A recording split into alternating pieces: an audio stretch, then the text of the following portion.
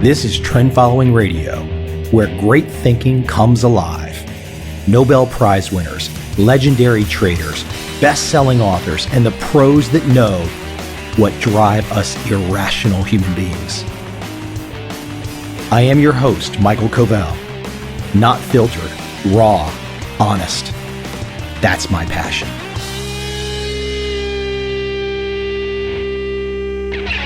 Living and working. Some interesting debates, conversations I've been having with friends and business associates for the last few weeks, and inspired by a couple Seth Godin blog posts. I just want to offer some pearls, some perspectives that you might relate to, you might think are important, and you might say, those are damn good reminders. Number one, the end of geography. We got air conditioning, people. All climates. Doesn't make a difference where you are. Cell phone, internet, FedEx, and credit cards. You can be anywhere. So the real challenge I have for you out there, as you think about yourself, your family, your friends, yes, perhaps today your business is local.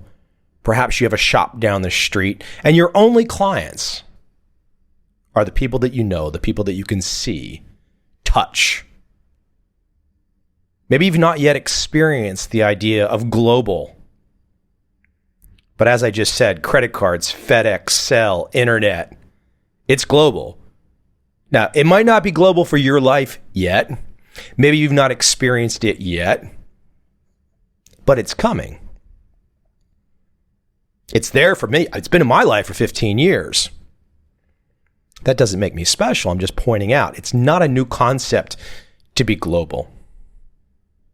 And then if you add in a Boeing 787 and a Boeing 777 and some private jets here and there, a little bit of travel, you're everywhere.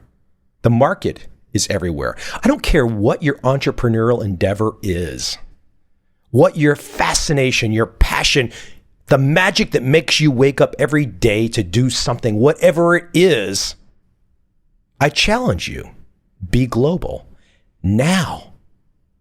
Because if you wait, guaranteed you will be pushed into the global at a time of not your liking. Meaning you can make the choice now and you can start to go that direction, or you're going to wake up one day, just like all of a sudden there was an iPhone, you're going to wake up one day and the whole game is going to be changed. And I tell you what I really can't wait for. I can't wait for the day that the state wakes up one day and realizes the game has changed. When the state realizes that the best producers, the innovators, the creators have migrated from state control and are on the lam, so to speak, doing their thing, not giving one rat's ass shit about the state. Because seriously, we only have one life to live. Why should we care too much about the state? The state's just a big sow and everyone's looking to grab a nipple on it. That's no way to lead a life. So look, go global with your thinking. Get there now. Start making the steps. If you have any questions about steps that I've taken to be global, I'm more than willing to share. I try to share on the podcast. I don't do as many monologues now because I have so many fantastic guests coming on the show. But I think it's important sometimes just to say, hey, listen, think about this. Think about the idea of going global. Number two, gadgets, softwares, hacks, some website. I'm amazed at the numbers of people that really think the gadget, the hack, the software, the website is the magic elixir. They really think these things will get you there. Those things don't equal expertise. They do not equal expertise at all. I was having a challenge discussion with a friend the other day. I say, really, what has changed since the mid-90s, tech-wise? Ooh, we got social media now. Okay. Websites for dummies. Great. Fantastic. The reality is websites and internet connectivity were up and at 'em Ready to go, 1995, 1996, boom. I was accepting credit cards online in 1996 for payment. These aren't new concepts. What is new, though, is something that people forget. Dedication, commitment, and a lot of alone time. Whether you're going to be a successful trader, whether you're going to be a successful entrepreneur, whether you're going to be an author of the next bestseller, those things do not happen without alone time. There's no piece of software that you can buy that's going to allow you to write the next great book that everyone wants. It's not software, it's you. I love the iPhone. And frankly, that's the most innovative invention since 1995. But all the iPhone did was allow you to go global. It really didn't give you more functionality in terms of the software and whatnot you would use. Email, word processing, spreadsheets, all that kind of stuff, whatever. We've had that stuff for 15, 20 years. Big deal. But the iPhone allowed you to go mobile. So that particular gadget is great when it gets back to my point number one about being global. But at the end of the day, the iPhone is just a communications tool. It doesn't turn you into a trader. It doesn't turn you into an entrepreneur. And it doesn't write the next book for you. That's you. That's you. That's a commitment from you. You have to sit down and say, I'm going to do this. Now, you don't have to do it. I'll grant you that. There is a wide selection of sports programming on that you can watch sports all day long. And trust me, I have been there, done that, and fallen into that trap like everyone else. But I tell you what, man, the clock is ticking. Tick tock, tick tock. You want to leave a legacy? Stop doing all the bullshit and get to work. Stop listening to all the other voices, the hacks, the gadgets, the software, this, that, some website. Put it all aside. Turn off the voices, turn off the news, and focus and dedicate. Be passionate and spend some time by yourself. Number 3, negotiation. Man, I tell you, I am inundated with projects. People are coming at me all the time with particular ideas, whether it's giving a speech, some type of collaboration, a joint venture, you name it. One of the best solutions is to walk away. Everyone's always got big promises. And of course, you can look at the big promises and you can say, wow, if this works out, we'd all be making 10, 20, 30, 40 million. But if it forces you to go down a path where you're unhappy, you get fat, no one likes you anymore, you're upset all the time, what's the point? Walk away. I find that is one of the best negotiating tactics that I use. If it walks in the room, if the proposal walks in the room to me, and it looks like a duck and it quacks like a duck, man, it's a damn duck. And I'm walking away and I'm forgetting about it, just like Alan Watts would forget about it. Wham, bam, thank you, ma'am. It's in one ear, out the other ear. It's gone. The mental aikido, so to speak, I just sidestep it and it goes right through my ears and I have no memory of it. That's how I handle it.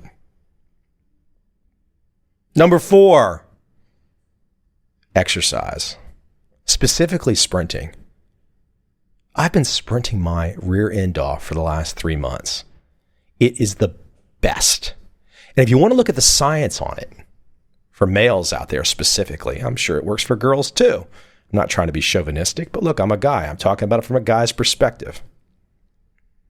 The science on the burning of belly fat and the increased testosterone is amazing. So for example, the other day I was out at a track with a group of people.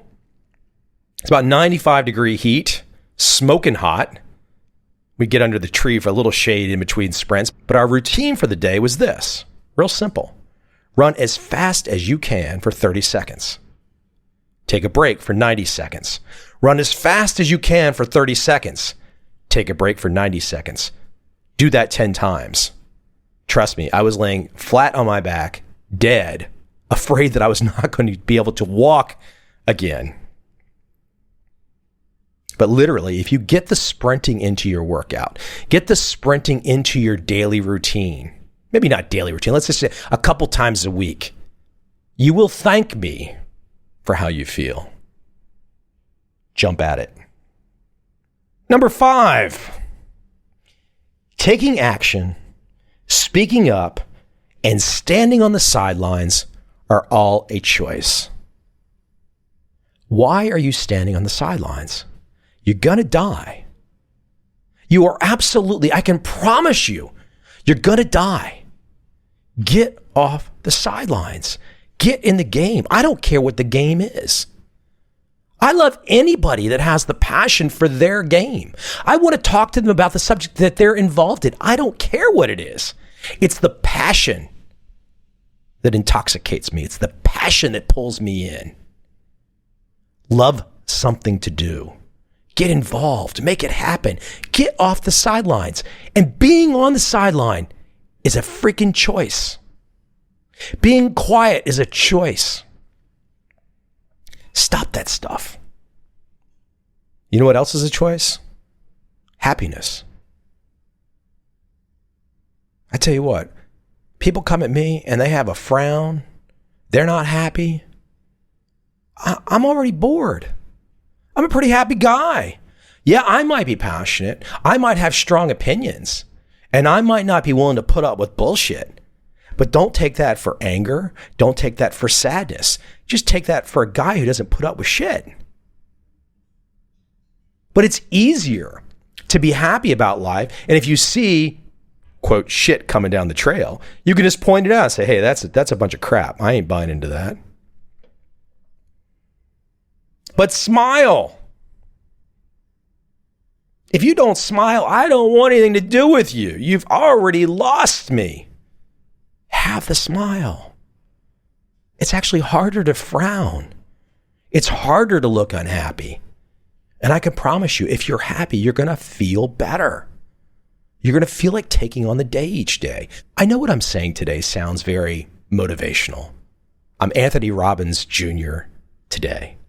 But I'm not trying to be. These are just the things that interest me, things that I see people struggling with. They can't make a move. They can't make a step. They can't change. They have blinders on. They don't see clearly through the forest. The world is really, really simple. Terribly simple.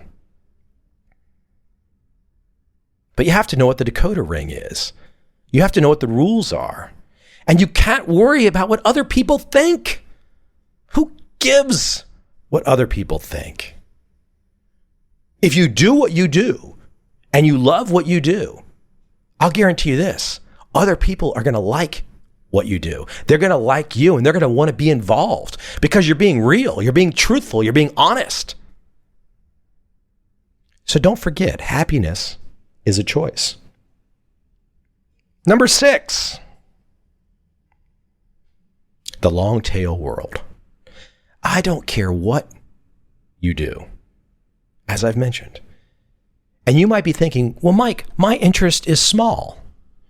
There's not enough people to justify my interest.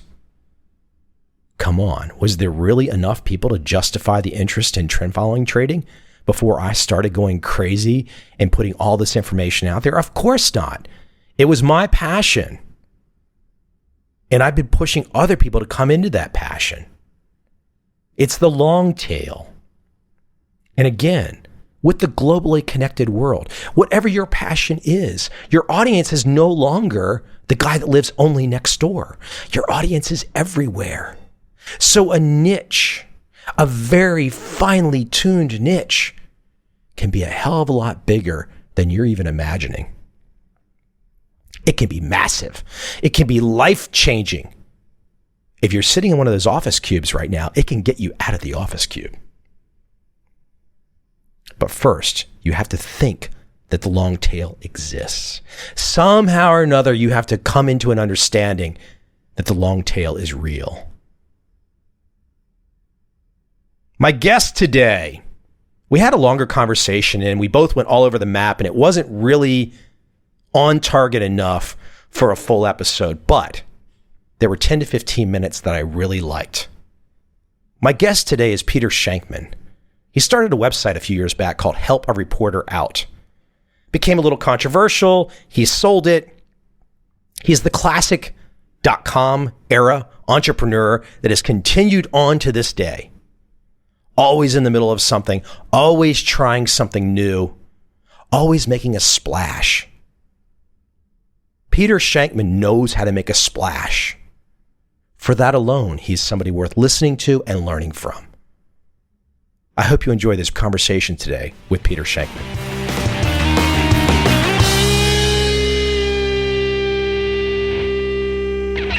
Hey, you're a skydiver, yeah? I am. How many times? 420. 420 times? Yes, sir. Okay, I've never done it. So my first thought, I don't necessarily have a fear of the heights or jumping out. I think the only thought I have is understanding the parachute system enough to know so it doesn't go shit and it doesn't open. Talk about because I think there's some other lessons that one can understand about packing a parachute. I have a feeling. Talk about the idea of preparation and packing and the idea of mitigating risk, because you've done this a lot. So maybe there's a lot of people in my audience that have not done it and want to try, but they might have that fear. Talk about maybe your first jump. Talk about how you pack a parachute. Talk about how you mitigate that risk. If I thought I was going to die every time I jumped, I wouldn't jump. For me, skydiving is self-medication. Again, I do have ADHD. You do a jump, you're so full of dopamine and serotonin by the time you land that I'm the most focused I'll ever be in my life. So for me, it's necessary. It's a necessary addiction. That said, my mother once said something. She was not pleased that I was skydiving at all. It called me selfish. How could you do this? Your family. Okay. So I come back to my 100th jump. I invited them out to my 100th jump. And they came down and they watched. When I landed, my mom came over, she gave me a hug and she said, I've watched you take the shortcuts all your life. You would figure out, when you were practicing piano, you'd figure out the basic chords and you'd fake it. She goes, this is the first thing I've ever seen you do in your life where you were meticulous and you followed every single rule and you did everything the right way. She goes, I'm okay with you doing this now. And so for me, it's nice to have that balance. If I don't do something right, if I don't do everything by the book, I could get in a lot of trouble. So I learn balance. And so for me, skydiving has really been about sort of getting that balance. It's very worth it in that regard. Since you have talked about your ADHD, I have a feeling you don't mind me jumping around on subjects here. Social media, I have a really hard time when I look at social media understanding, and this is just kind of maybe a philosophical type conversation, but I saw you make the comparison to the .com bubble with social media. And I thought that's pretty apt. I mean, I don't really get it. To me, it seems like social media, all it's done is some smart guys, smart girls have figured out a way for those folks that perhaps couldn't create a website, couldn't communicate, and they've made it easier for them. But I don't understand how it's a real long-term into the future game changer. Why did you compare it to the .com bubble?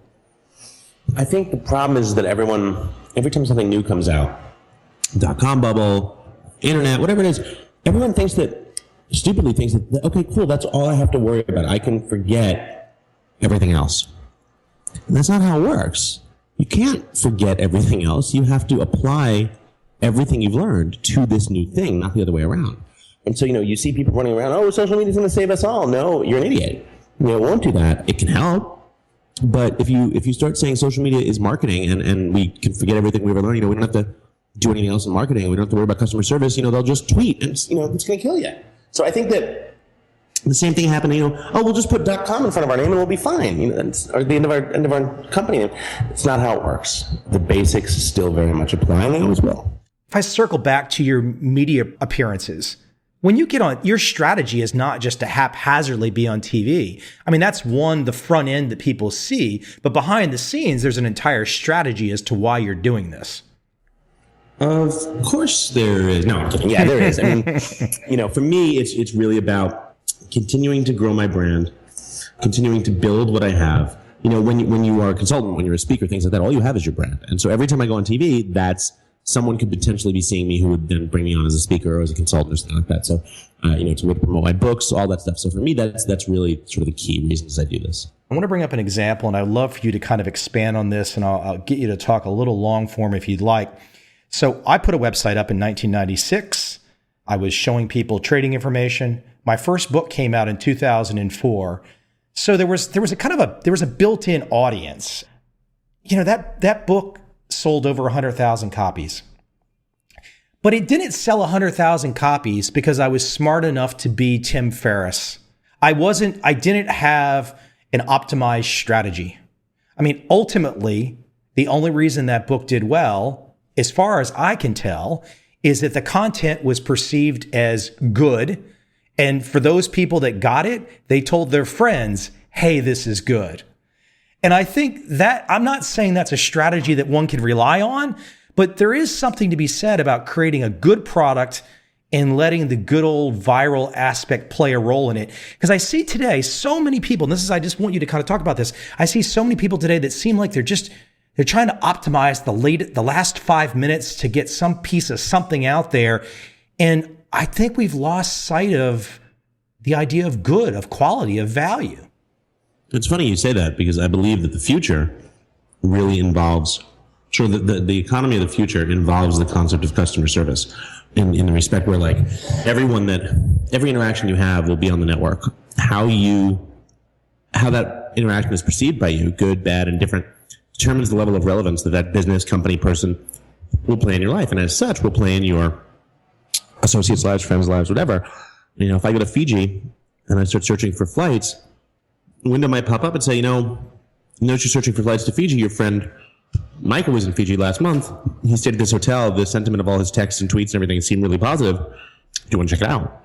And if I know you and I trust your opinion, that's my selling point right there. That's how the hotel is going to get to me, not through advertising and saying we're the best hotel. It's the equivalent of if I walk into a bar and I see a hot woman and I go up to her. I've never seen her before. I go, you don't know me, but I'm awesome in bed. You should come home with me right now. She'll throw a drink in my face and go back to talking to her friend, right? I'm a student of history. I've done a lot of research. That's exactly what will happen. But on the flip side, if I'm sitting there just on my iPad, not paying attention, and her best friend's with her, and she goes, holy shit, that's Peter Shankman.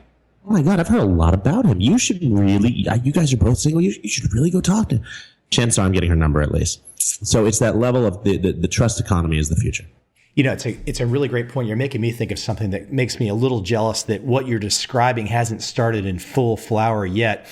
From 96 until just maybe last year, I was using the Eudora email program on Mac. I miss Eudora. Oh, because it was great because I had every email going back 15 years in an inbox, in an outbox, and you could search everything, the fastest search on the planet. But what's so cool about that when I think about it is how I interacted. So some of my best interactions, my best information is probably in this massive in and out box of Eudora with hundreds of thousands of messages that I still don't know how to deploy for the use of everyone out there. But I think what the point you're making is that in this trust economy, it's going to be transparent.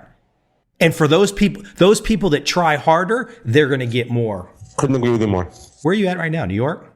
I am in New York right now. The air conditioning in my office just kicked on. Scared the living crap out of me. I'll tell you this. It's funny. I have a book coming out in January called Zombie Loyalists, and it's all about creating amazing customer service that turns your customers into rabid fans. And it's exactly, the entire book is based on exactly what we were talking about, the concept of trust, the concept of just being a little bit better. Being a little bit better, having everyone do their work for you. All the PR for you, all the marketing for you on their own. Okay, I'll end it on this. My Tokyo airport, Narita airport secret is go into the handicap bathrooms. Okay, they're always empty. There's never anyone there in wheelchairs in Narita, and they've got the full Japanese toilet experience in there. So that's my secret to the audience now. Everybody in Narita is going to hate me, but the United Club at Narita has a first class lounge, a specific lounge within the lounge only for first class, and they have those same toilets. My God, every time I go to Asia, I want one of those toilets. It's the best. I want to bring one home. They really are. I asked my wife, I said, I said, if you get this for me, you don't have to get me anything for my next 3 birthdays. But it's not just necessarily Asia. It's Tokyo. It's Japan. It is, yeah. Because I mean, Thailand, you can get the, they got a hose you can grab, and but that's exactly. a little bit. There's a little hole in the floor, and yeah. I mean, you can play a video game on a toilet in Tokyo, so it's I mean, literally the controls. I mean, it's like old Star Trek stuff there. It's awesome. But people are probably listening and going, "What are these two talking about?" Anyways, listen. Hey, where can we move everybody to so they can check you out, follow your blog? And I don't want to make comparisons to specific names, but a lot of the information that you're putting out there on your blog really is in the same kind of, and I hope I'm not offending, but the same kind of headspace as Seth Godin. Like really kind of just makes you think, makes you look at the world a little bit differently, and I love that kind of stuff. It's actually tremendously flattering. Seth's a huge hero of mine. Funny story, when I left AOL, I applied for a job with Seth, and for director of marketing of Yo-Yo-Dine at the time, and I went and I met with him, and he in the middle of the interview, he just took out 3 balls and started juggling. Totally threw me off my game. We've been friends ever since. He's a brilliant guy. People talk about working for someone, I say, just read the first 30 or 40 pages of Lynchpin, and if your life has not changed, read them again. And if it still isn't changed, read them again. No question about it. So, Peter, where can we send people? Shankman.com has my life. That's all there, my blog, everything, my calendar, my schedule. Some great wisdom from Peter. I love the spirit. I'm going to have to skydive at some point in time. And maybe that'll be my only time that I skydive, because I bounce when I hit the ground. Actually, I'm not trying to be negative about that, but I don't know about the skydiving yet. I'm going to have to ponder this.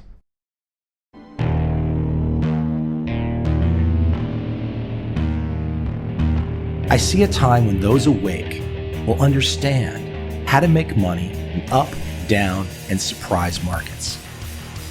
Whether new trader or experienced, college student or financial advisor, protecting against a crash or just trying to make a lot of money, trend following offers everyone an answer in uncertain times. To get started immediately, send me an email, michael@covel.com. I will send you the right trend following steps to take along with my free video. But if you want to buy and hold, trust the government and trust Wall Street, this is absolutely not for you.